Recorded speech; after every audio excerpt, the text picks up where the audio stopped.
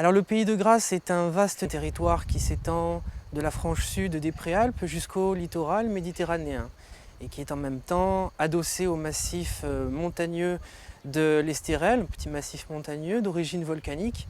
Et la ville de Grasse est elle-même située sur un promontoire volcanique. Vraiment le vrai bassin grassois. Nous avons le jasmin, la rose de mai et la tubéreuse qui s'expriment notamment sur ce territoire. La ville de Grasse connaît un fort développement artisanal dès l'Ancien Régime et parmi les nombreuses activités dont la tannerie est la principale, on voit se développer aussi la parfumerie. Dès cette époque, la culture des plantes à parfum, la transformation des matières premières naturelles et déjà l'art de composer les parfums forgent l'identité du Pays de Grasse.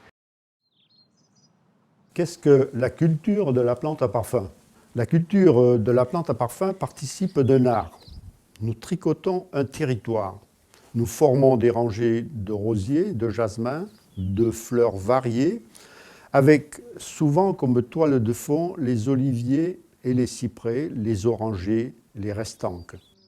Ce qui précède tout geste, c'est premièrement l'observation. Connaître le végétal et ses besoins, le rendre durable, c'est d'abord savoir arroser, travailler le sol, le fertiliser, traiter, tutorer. C'est intégrer toute opération indispensable qui participe à une culture, quelle qu'elle soit. Les métiers liés à la culture de la plante à parfum, c'est des cultivateurs, bien entendu, des cueilleurs, des cueilleuses, mais aussi des détenteurs de savoir-faire particuliers. Je pense là aux greffeurs, qui sont en voie de disparition. La technique de la greffe du rosier centifolia sur Indica major, la technique de la greffe du jasmin grandiflorum sur le jasmin officinal, c'est quelque chose de très précis, de très particulier. On peut aussi parler de l'influence des lunes dans les tailles, dans les plantations. C'est important d'avoir ce rythme cohérent avec la nature pour lui donner toutes les chances de mieux pousser, de mieux s'enraciner. Nous travaillons sur du vivant. Nous pouvons maîtriser les techniques, les gestes, mais jamais le ciel.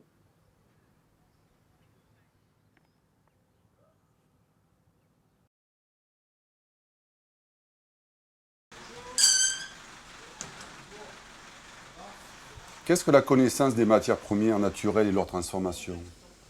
Le domaine de la transformation des matières premières naturelles nécessite une connaissance aiguë des matières premières et une maîtrise parfaite des modes d'extraction des molécules odorantes des végétaux.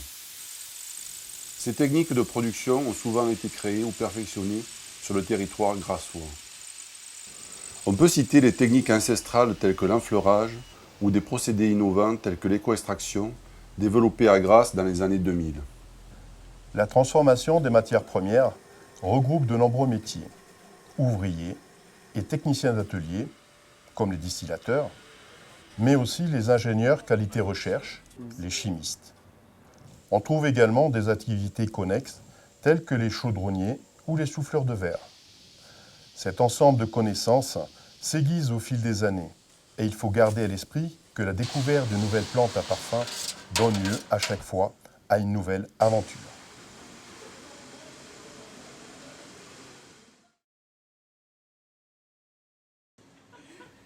Qu'est-ce que l'art de composer le parfum? L'art de composer le parfum suppose une capacité d'imagination, de construction intellectuelle et sensible, fondée sur une connaissance des matières premières naturelles. Cette approche est comparable à celle de l'artiste peintre et sa palette de couleurs, ou encore du musicien qui, ayant intégré le solfège, composera une œuvre musicale. Pour maîtriser sa technique, il devra faire et défaire des accords, comprendre et disséquer les matières. Il pourra être soutenu aussi dans sa démarche par un laborantin. Il lui faudra trouver la note juste, c'est-à-dire des matières premières de qualité, avec la bonne macération. Il lui faudra alors être en contact permanent avec les producteurs de plantes à parfum et les praticiens de la transformation. Je suis grassois, donc j'ai eu la chance de bénéficier de cette transmission. Il me semble qu'à mon tour, c'est à moi de le faire. Et puis je vieillis. J'ai envie de un jour savoir qu'il y a des élèves que j'ai formés qui peuvent continuer le travail que j'ai fait. Je n'espérais pas du tout avec mon épouse qu'un jour notre fille vienne prendre la succession. Et tous ceux qui rentrent dans la famille prennent pratiquement ce rythme de vie qui suit les saisons, et les saisons avec ce qu'elles apportent comme odeur. Apprendre au fur et à mesure. Ne pas brûler les étapes, ne pas essayer à un moment donné de vouloir, avant d'avoir acquis le maximum de connaissances et de maîtrise du végétal, vouloir changer quoi que ce soit. L'enjeu, il est patrimonial. On parle de patrimoine culturel et immatériel. Et pour le faire vivre, le meilleur moyen, ce sont les ateliers.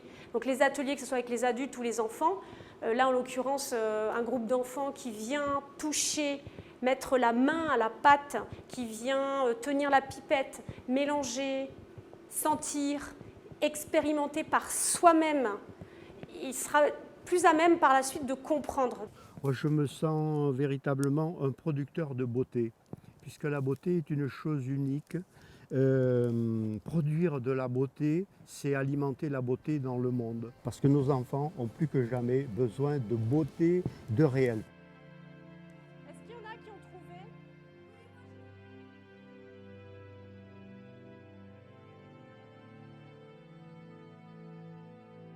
Personnellement, j'ai étudié les matières premières avec mon père pendant 5 ans, près de 2000 produits que j'ai pu sentir et sélectionner au fil des années.